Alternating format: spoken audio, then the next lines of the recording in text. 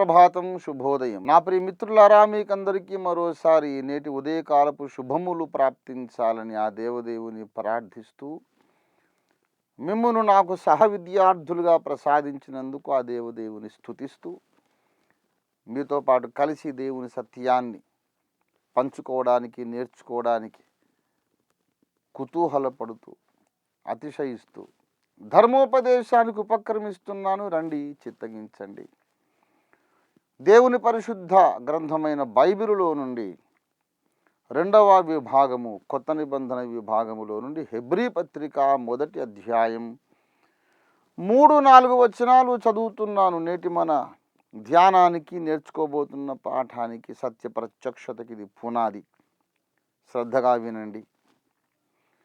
ఆయన దేవుని మహిమ యొక్క తేజస్సును, ఆయన తత్వము యొక్క మూర్తిమంతమునై ఉండి, తన మహత్తుగల మాట చేత సమస్తమును నిర్వహించుచు, పాపముల విషయములో శుద్ధీకరణము తానే చేసి, దేవదూతల కంటే ఎంత శ్రేష్టమైన నామము పొందెనో వారి కంటే అంత శ్రేష్ఠుడై, ఉన్నతలోకమందు మహామహుడగు దేవుని కుడిపార్శ్వమున కూర్చుండెను.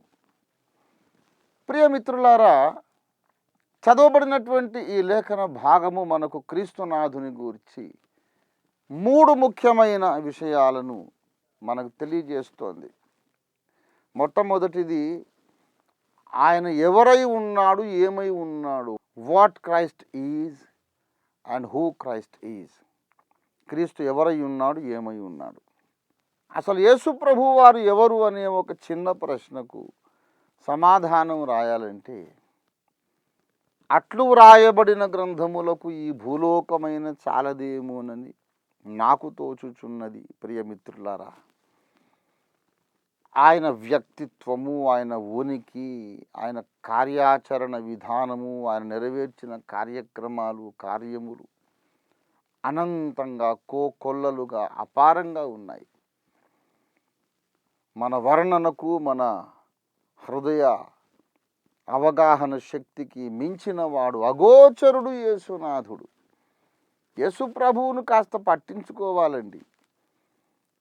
ఆయన మనకు అవసరం లేదు అని ప్రక్కన పెట్టకండి. రేపు నిత్యత్వంలోకి వెళ్ళాక, కాలం అనే పరిధిలో నుండి బయటికి వెళ్ళాక చాలా పశ్చాత్తాపడతారు సుమా. బెదరింపు కాదు, శ్రేయోభిలాషిగా మీ మేలుగోరి చేస్తున్న హెచ్చరిక.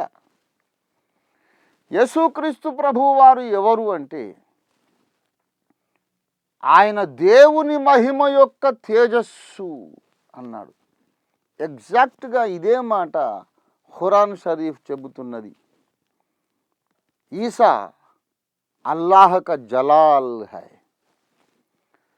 యేసు దేవుని మహిమ అని మహమ్మద్ అలైహిస్సలాం, పైగంబర్ మహమ్మద్ అలైహిస్సలాం, పీస్ బి ఆన్ హిమ్, ఆయన చెప్పారు. యేసు దేవుని మహిమ. జలాలంటే మహిమ, దేవుని మహిమ యొక్క తేజస్సు. దేవుని మహిమ యొక్క తేజస్సు నరమానవుడు ఎలాగవుతాడు? ఇట్లాంటి ప్రశ్నలు వేయకూడదు. ఇస్లాం అంటే unconditional total submission to God's authority and God's word. Islam అంటే బేషరతుగా సంపూర్ణంగా దేవునికి లోబడాలి. దేవుని చిత్తమునకు, దేవుడు సెలవిచ్చిన మాటకు, దైవ గ్రంథానికి తలెత్తకుండా, మాట్లాడకుండా లోబడాలి. అదే రక్షణ మార్గము, దేవుణ్ణి సంతోషపెట్టే మార్గము అని ఇస్లాం చెబుతుంది. అసలు ఇస్లాం అంటేనే సంపూర్ణ విధేయత, దేవుని చిత్తమునకు సంపూర్ణ విధేయత అని అర్థం.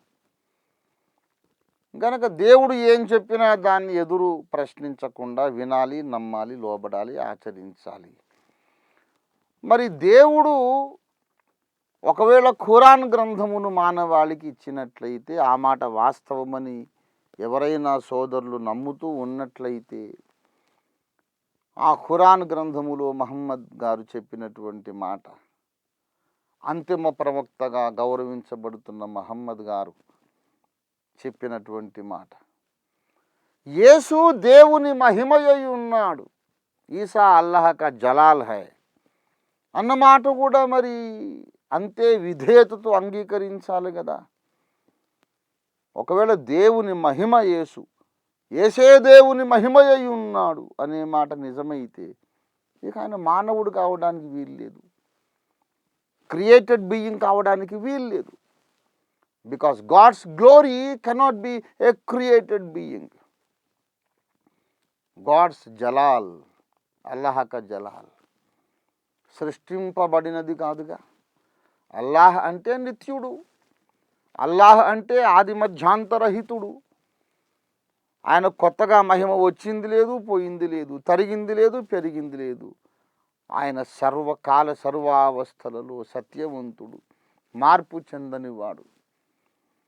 ఆయన తానున్న స్థానము నుండి తగ్గుముఖం పట్టడు, మళ్ళీ అభివృద్ధి కూడా కాడు. ఎలాంటి మార్పు చేర్పులు లేనివాడే దేవుడు, పరమేశ్వరుడు, సర్వేశ్వరుడు అని ఇస్లాం చెబుతున్నది. అలాంటప్పుడు మరి ఆయనకు కొత్తగా మహిమ రాదు, మహిమ పోదు కదా. దేవుని మహిమ మధ్యలో వచ్చేదేమీ కాదు. మనం పుట్టి పెరిగి మధ్యలో బియ్యే అవుతాం, పుట్టినప్పుడు బియ్యే కాదు. అలాంటి స్థితి దేవుడికి ఉండదు కదా, అలాంటి స్థితి దేవుడికి ఉండదు కదా. దేవుడు ఈనాడు ఎంత మహిమ గలవాడో శాశ్వత కాలం అంతే మహిమ గలవాడు. దేవుడు నిత్యుడు, దేవునికి ఆరంభం లేదు. అయితే దేవుని మహిమకు కూడా ఆరంభం లేదు.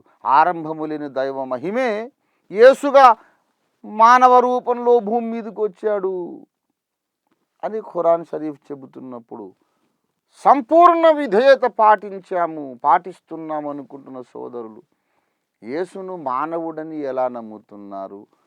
ఒక ఫరిష్తా లాంటి వాడు, ఒక దేవదూత లాంటి వాడు, సృష్టింపబడిన వాడని ఎలా నమ్ముతున్నాడు? How are you able to believe that the glory of Allah is a created being? You should not believe that. ఆయన అల్లాహ్ యొక్క మహిమ కాడు అనైనా నమ్మాలి. ఒకవేళ ఆయన అల్లాహ్ యొక్క మహిమ అని మీరు నమ్మితే ఆయన ఆది మధ్యాంతరహితుడు అనైనా నమ్మాలి. ఏది ఏమైనా ముస్లిం సోదరులు మాకు దగ్గరి చుట్టాలు, అందుకే వారిని అప్పుడప్పుడు మేము అడ్రస్ చేస్తూ ఉంటాం. ప్రియులారా, వారు వీరు అననేలా అందరితోనూ ఇప్పుడు నేను పంచుకుంటున్న విషయం ఏమిటంటే, యేసు దేవుని మహిమ యొక్క తేజస్సు. దేవుడు ఉన్నాడు, దేవుని మహిమ ఉన్నది, ఆ మహిమ యొక్క తేజస్సు. అనగా యేసు దేవునికి వేరైన వాడు కాడు, మధ్యలో పుట్టించబడ్డవాడు కాడు, తనకంటూ ప్రారంభం ఉన్నవాడు కాడు, ఆది లేనివాడు. ఆయన అన్నిటికీ ఆరంభమై ఉన్నాడు. He is the beginning of everything else, but he himself doesn't have any beginning. He is the beginning. ఆయన తానంటూ ఎప్పుడు ఆరంభం కాలేదు, ఆయన ఎల్లప్పుడూ ఉన్నాడు. ఆయనకు ఆరంభం లేదు, కానీ ఆయన మిగతా వాటన్నిటికీ ఆరంభమై ఉన్నాడు. యేసు నేను ఆదినై ఉన్నాను అన్నాడు. ఈ విశ్వమునకు, ప్రపంచమునకు, ప్రాణిజాలమునకు, దేవుని ప్రేమ కార్యములకు, దేవుని ప్రేమ ప్రత్యక్షతలకు, దేవుని కృపా కార్యములకు, దేవుని విమోచన కార్యమునకు, దేవుడు కనబడుటకు, వినబడుటకు, మాట్లాడుటకు, ప్రత్యక్షమగుటకు అన్నిటికీ నేను ఆదిని. I am the beginning of everything. But I myself do not have any beginning. I am always existing. I'm self existent, eternally self existent. నేను నిత్యము స్వయంజీవిని, నిత్య స్వయంజీవి యేసు. యేసు ఎవరు? ఆయన నిస్సందేహముగా ఆది మధ్యాంతరహితుడు. ఎందుకంటే ఆయన దేవుని మహిమ యొక్క తేజస్సు అయి ఉన్నాడు. ఇది మొదటి విషయం. దేవునికి వేరైన వాడు, దేవునికి వెలుపల మధ్యలో పుట్టుకొచ్చిన వాడుగా యేసును ఎవ్వరూ పొరపడకండి, ఆలోచించకండి, అలాగ అనుకోకండి. చాలా పప్పులో కాలేసినట్టు అయిపోతుంది. ఇకపోతే యేసు ఉనికిని, యేసు ఎవరై ఉన్నాడు, ఏమై ఉన్నాడు అనే అంశాన్ని కాస్య ప్రక్కన పెట్టి నెక్స్ట్ ఇష్యూ ఇక్కడ ఈ వచనం చెబుతున్న 2వ పాఠములోనికి మనం వెళితే ఆయన 2 పనులు చేశాడు.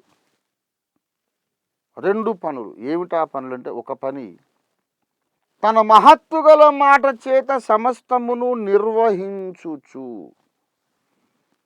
ఇది మొదటి పని. 2వ పని పాపముల విషయములో శుద్ధీకరణము తానే చేసి అన్నాడు. హెబ్రీ పత్రిక 1వ అధ్యాయం 3-4 వచనాలు చదువుతున్నాను, ధ్యానిస్తున్నాను, వ్యాఖ్యానిస్తున్నాను, ఉపదేశిస్తున్నాను మీకు.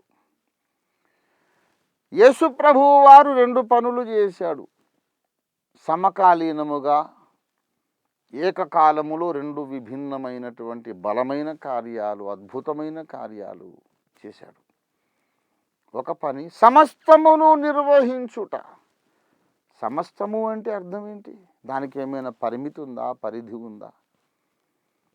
ఎల్లలు లేని మాట. సమస్తము అంటే దానికి బయట ఉన్నదే లేదిక. వాటి వాటి కాలముల యందు ఋతువులు వచ్చుట, ఖగోళ చక్ర పరిభ్రమణము, ప్రతి ప్రాణి యొక్క శరీర ధర్మములన్నీ వాటి వాటి సమయములో, వాటి వాటి క్రమములో నిర్వర్తించబడుట, ప్రాణులకు ఆకలి వేయడం, అవి ఆహారము సేకరించి భుజించటం, అరిగించుకోవడం, పునరుత్పత్తి చేయడం, ప్రతి ప్రాణి తనలాంటి ప్రాణిని పుట్టించడం, కొంతమంది భక్తి సాధన చేయడం, ప్రపంచములన్నిటిలోనూ ప్రభుత్వాలు నడుపబడము, నిర్వహించబడడం, పిపీలికాది బ్రహ్మాండ పర్యంతము. సమస్తము అంటే సమస్తము, దానికి పరిధి లేనే లేదు, లిమిట్ అనేది లేనే లేదు, పరిమితి లేదు ప్రియులారా. ఒక చిన్న అణువులో పరమాణువులు మొదలుకొని బ్రహ్మాండమంతా ఆయన నిర్వహిస్తున్నాడు. ఇవాళ శాస్త్రవేత్తలు చెబుతున్నారు, అణువు లోపల పరమాణువులు ఉన్నవి, న్యూక్లియస్ అనేది ఉంది. సూర్యుని చుట్టూ కూడా గ్రహములు ఏ విధంగా పరిభ్రమిస్తున్నాయో, కంటికి కనిపించనంత సూక్ష్మమైన అణువు లోపల ఒక న్యూక్లియస్ ఉంది, కేంద్రకము. దాని చుట్టూ ఎలక్ట్రాన్స్ గ్రహాల వలె పరిభ్రమిస్తూ ఉన్నవి. శరవేగము కాదు, కాంతి వేగముతో. శరవేగం అంటే ఇరువున వెళ్ళే బాణము లాంటి వేగమని. బాణం ఎక్కడా? కాంతి కిరణం ఎక్కడ? కాంతి వేగము 1 సెకండుకు 1,86,000 మైళ్ళు వెళ్ళేంత దూరం, అంత వేగం.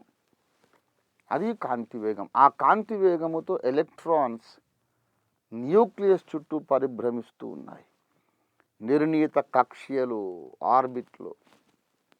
ఒక్క ఎలక్ట్రాను కక్ష్య దాటి బయటకు వచ్చింది అనుకోండి, ప్రక్కకి వెళ్ళి ప్రక్క అణువులోని పరమాణువులను ఢీకొంటుంది, అవి వెళ్ళి మళ్ళీ ఢీకొంటాయి.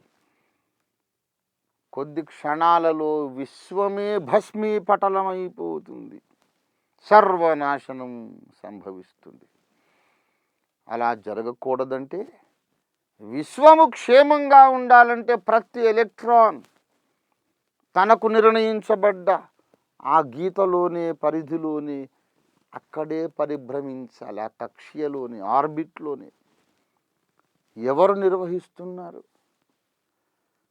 సమస్తము నిర్వహించుచున్నవాడు ఒకడున్నాడు. తన మహత్తు గల మాట చేత అన్ని నిర్వహిస్తున్నాడు. సకల విశ్వములోని కోటాన కోట్ల ప్రపంచాలలోని ప్రాణికోటిని, ప్రాణిజాలమును, జలచరములు, ఆకాశ విహంగములు, భూజంతువులు, ఒక్కొక్క దాని శరీర ధర్మాన్ని కరెక్ట్గా వాటి వాటి కాలములలో శరీర ప్రకృతి కార్యములన్నీ జరగడానికి ఒక మహాశక్తి వీటన్నిటిని నిర్వహిస్తూ ఉన్నది. ఆ శక్తి పేరు యేసుక్రీస్తు. అది బైబిల్ చెబుతున్నటువంటి సత్యం. ఆ ఊరు బయట ఉన్నటువంటి అంటరాని వాళ్ళకి ఏం తెలుసురా? వాళ్ళకేమీ తెలియక యేసుని నమ్ముకుంటున్నారు. మన దగ్గర ఇంకా గొప్ప గొప్ప దేవతలు ఉన్నారు అని చాలామంది యేసునాథుణ్ణి, ఆయన భక్త కోటిని ఈసడించి, తృణీకరించి, ఎగతాళి చేసి, కించపరిచి మాట్లాడుతున్నారు. అలా మాట్లాడకండి. ఇలా మాట్లాడే వాళ్ళ తప్పులన్నీ ఆ పైన కూర్చున్న పెద్ద ఆయన రాసుకుంటున్నాడు. శిశుపాలుడి తప్పులు లెక్కించుకుంటున్నట్లు మీ తప్పులు, మీ విర్రవీగే మాటలు ఆయన లెక్కించుకుంటున్నాడు. యేసుకు విరోధంగా మాట్లాడుతున్న, అవమానకరంగా ప్రేలాపనలు ప్రేలుచున్న వారి మీదికి పైనుండి ఆయన ఎప్పుడో చక్రం ప్రయోగిస్తాడు. శిశుపాలుడి గతే పడుతుంది మీకు. జాగ్రత్త. ఆయన ఎవరై ఉన్నాడు అంటే సమస్తము నిర్వహించుచున్నవాడై ఉన్నాడు. ఇక్కడ ఒక చక్కని మాట చెప్పాడు. సమస్తము నిర్వహించుచు, ఆ పని జరిగిస్తూనే, కంటిన్యూగా దాన్ని జరిగిస్తూనే, పాపముల విషయము శుద్ధీకరణము తానే చేసి. చాలా గొప్ప పారమార్థిక మర్మము ఇక్కడ చెప్పబడింది. చాలామంది అడుగుతూ ఉంటారు, యేసు ప్రభువు దేవుడా అంటే మేము చెబుతాం, అవును దేవుడే. మరి దేవుడైతే దేవుడు చచ్చిపోయాడా సిలువలో? Is Jesus God? Yes, he is God. And did God die on the cross? If God died, who was maintaining the universe at that moment? యేసు దేవుడా అంటే అవును యేసు దేవుడే. దేవుడు సిలువలో మరణించాడా? అవును మరణించాడు. దేవుడు చచ్చిపోతే, దేవుడు మరణిస్తే మరి విశ్వమును ఎవరు ఏలుచున్నారు ఆ సమయంలో? ఇది చాలా పెద్ద టెక్నికల్ క్వశ్చన్. ప్రియులారా, ఈ ప్రశ్న అడిగేవాడు అనుకుంటాడు, ఇక దొరికిపోయారండి క్రైస్తవులు. మాకు వాళ్ళు ఏమి సమాధానం చెబుతారు? దేవుడు చచ్చాడా? దేవుడు చచ్చిపోతే మరి విశ్వాన్ని ఎవరు నడిపించారు? ఈ చక్రమంతా ఎవరు తిప్పారు? విశ్వ పరిపాలన చక్రమును ఎవరు తిప్పారు అని అడుగుతారు. చూడండి, అదే ప్రశ్న ఏ మతములో ఉన్నటువంటి అవతారములకైనా వర్తిస్తుంది. భగవంతుడు దుష్ట శిక్షణ కొరకు కానీ, లేకపోతే శిష్ట రక్షణ కొరకు కానీ, మరొక పని కొరకు కానీ భగవంతుడు వచ్చి భూమి మీదికి వచ్చి ఆయన మానవులు అనుభవించే బాధలన్నీ అనుభవించినట్టుగా మన సనాతన ధర్మ గ్రంథాలు కూడా చెబుతున్నాయి. దేవుడు అడవుల్లో ఉన్నప్పుడు, యుద్ధాలు చేస్తున్నప్పుడు, పెళ్ళిళ్ళు చేసుకొని పిల్లల్ని కంటున్నప్పుడు, ఈ లోకంలో ఉంటున్నప్పుడు మరి బ్రహ్మాండ చక్రమును ఎవరు నడిపించారు? అక్కడ ఉన్న దేవుడు ఉండనే ఉన్నాడు, బ్రహ్మాండమంతా నడిపిస్తున్నాడు. దేవునిలోని ఒక అంశ భూమి మీద నరావతారం ఎత్తిందని పెద్దలు, అభిజ్ఞులు, విజ్ఞులు, ధర్మోపదేశకులు, విషయం ఎరిగిన వారు మనకు చెబుతూ ఉన్నారు. విషయం తెలియని వాడు విమర్శకుడు ఏదో మాట్లాడతాడు అనుకోండి. విషయం తెలిసిన గురువర్యులందరూ చెప్పేది ఏమిటంటే, దేవుని అవతారము అనగా ఆ స్వర్గలోకంలో దేవుని కుర్చీ ఖాళీ అయిపోయిందని అర్థం కాదు.